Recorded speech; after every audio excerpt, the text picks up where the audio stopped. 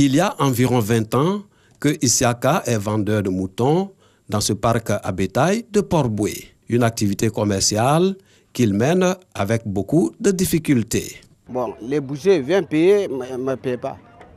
Je ne sais même pas comment je vais faire pour gagner l'argent dans les mains. Il va supplier comme ça, tu vas confiance, les bouchers, il va venir prendre 3, 4, il va partir avec ça.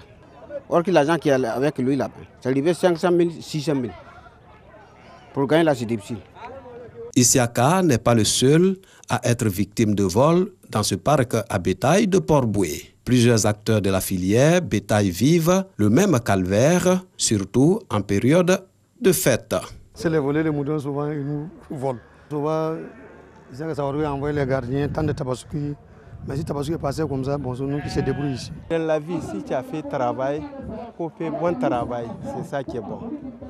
Tu as pris un mouton de quelqu'un, toi je ne connais pas, c'est comme à lui, il a envoyé son mouton. Tu as pris, tu as parti. Donc c'est comme à toi, tu as réussi. Tu n'as pas réussi. Pour mettre fin à l'insécurité grandissante et l'anarchie dans le parc à bétail de Port-Boué, la Fédération nationale des coopératives de la filière bétail et viande de Côte d'Ivoire a mis en place un comité de gestion. Il a pour mission d'organiser les acteurs de la filière tout en veillant au bon fonctionnement de leurs activités commerciales. Les gens viennent tomber sur les opérateurs économiques ici pour arracher les moutons, les bœufs, voler en pleine journée avec des couteaux, à l'aide des couteaux. Donc nous voulons mettre fin à cela. Quand les commerçants viennent en Côte d'Ivoire, ils sont confrontés à des problèmes. Alors quand ils vendent les bœufs, en retour, les bœufs ou moutons, en retour, ils ne rentrent pas dans leurs fonds. Alors donc on voulait trouver la solution pour régler ce problème. Les gens sont partis avec 114 bœufs, l'argent de 114 bœufs. Le monsieur a fui avec ça. Pour mener à bien les activités du comité de gestion du parc à bétail de Port-Boué, un local flambant neuf a été mis à leur disposition. 10 millions de francs CFA ont été déboursés pour la construction de cet édifice. Les gens qui viennent avec des animaux, ils sont l'air terre ici. Quand ils descendent avec les animaux, souvent ils sont fatigués. Ils dorment au milieu de leurs moutons. Il faut trouver des gens, quand tu arrives avec tes marchandises, et tu le confies, et puis tu es libre, tu vends tes animaux. Maintenant, s'ils sont ici, le comité de gestion qu'on vient de mettre en place, si on ne les donne pas bureau, on ne peut pas travailler à l'air libre. La majorité des bœufs qui venaient avant pour le Mali, près de 80% ne viennent plus ici. À cause des crédits, la vente, s'ils vendent, ils ne peuvent pas rentrer dans les fonds.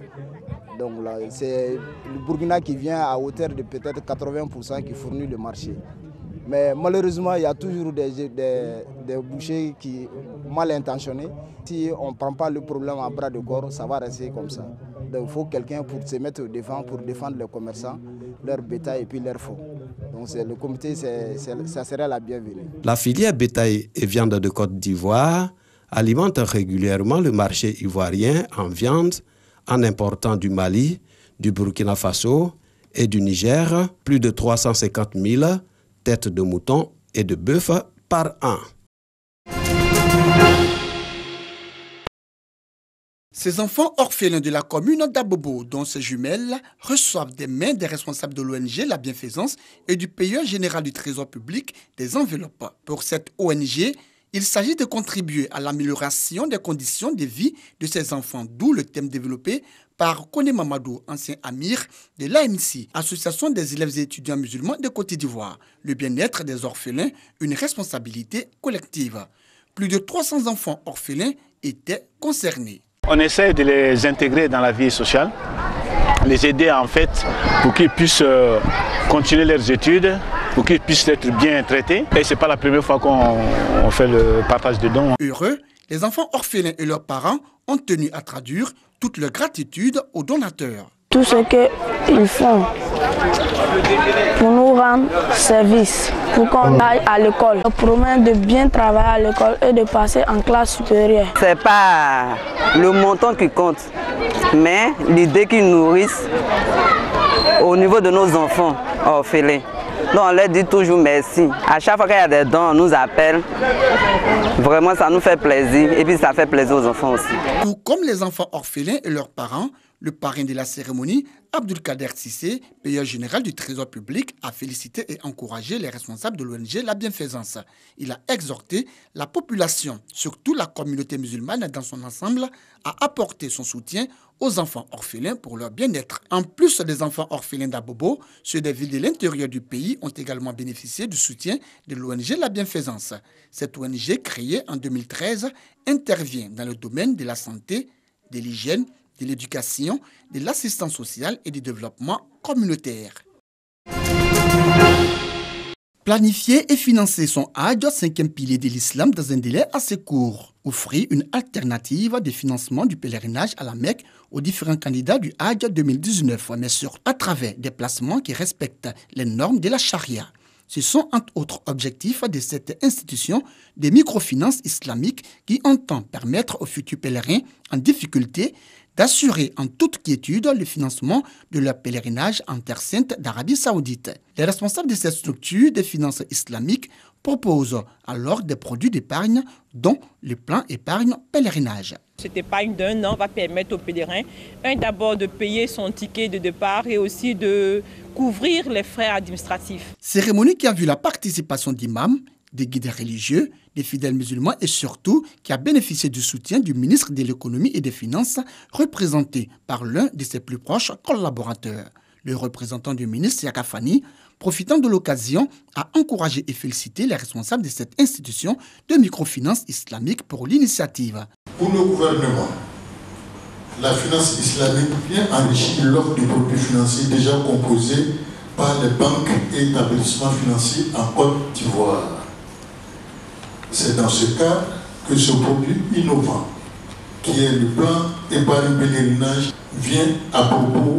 Cependant, j'exhorte l'ensemble des acteurs à la bonne gouvernance, à la transparence et au respect scrupuleux de la réglementation et surtout beaucoup de prudence dans la collecte et la gestion des fonds. Créée en 2009, la mission de cette institution de microfinance islamique, fournir et promouvoir des services financiers islamiques adaptés aux besoins de la communauté musulmane, améliorer l'inclusion financière et œuvrer pour une communauté solidaire, sociale et prospère. L'Union africaine, dans un communiqué diffusé ce jeudi à l'issue d'une réunion à Addis Abeba en Éthiopie, a émis des doutes sur la conformité des résultats provisoires proclamés une semaine plus tôt en République démocratique du Congo. Les chefs d'État et de gouvernement demandent la suspension de la proclamation des résultats définitifs des élections. L'UA est présidée pour quelques semaines encore par le chef de l'État rwandais Paul Kagame qui a convoqué cette réunion de haut niveau sur la situation post-électorale en RDC. Les résultats provisoires annoncés par la Commission électorale nationale indépendante proclament la victoire de Félix Tshisekedi. Martin Fayoulou conteste ces résultats. Les résultats définitifs sont censés être annoncés sous peu, le président devant prêter serment le 22 janvier. Il est rare que l'Union africaine se mêle de la politique intérieure de l'un de ses pays membres, ce qui lui vaut aujourd'hui d'être accusé d'ingérence, après avoir appelé puis renoncé à un recomptage des voix et à la formation d'un gouvernement d'union nationale. La communauté de développement d'Afrique australe s'est contentée d'inciter les acteurs congolais au calme.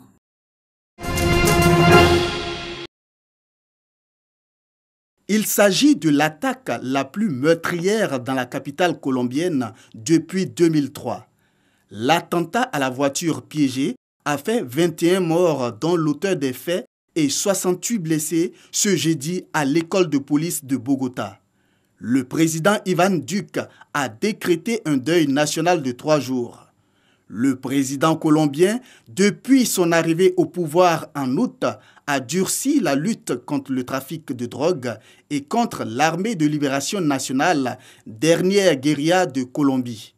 L'auteur de l'attaque a été identifié comme José Almeida Rojas Rodriguez.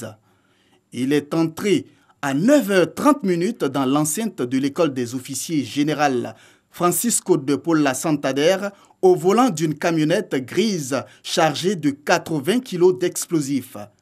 L'explosion est survenue à l'issue d'une cérémonie de promotion de jeunes officiers. L'attentat a été unanimement condamné, en particulier par le bureau de l'ONU en Colombie, les États-Unis, le Venezuela voisin et les FARC qui ont exprimé leur solidarité avec les victimes. Avec environ 1800 combattants, l'armée de libération nationale est considérée comme la dernière guérilla du pays depuis le désarmement et la transformation en parti politique des forces armées révolutionnaires de Colombie à la suite de l'accord signé en 2016 avec le précédent gouvernement.